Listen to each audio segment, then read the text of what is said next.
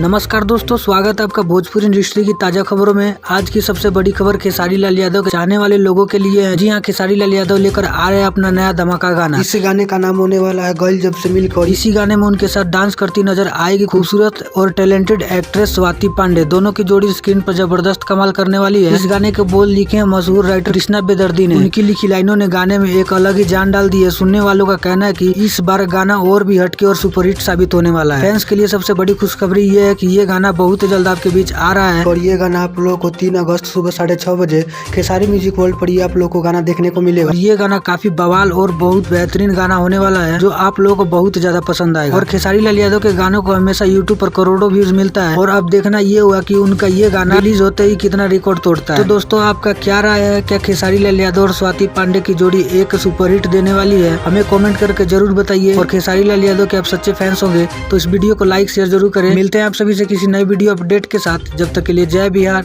Jai Bhojpuri.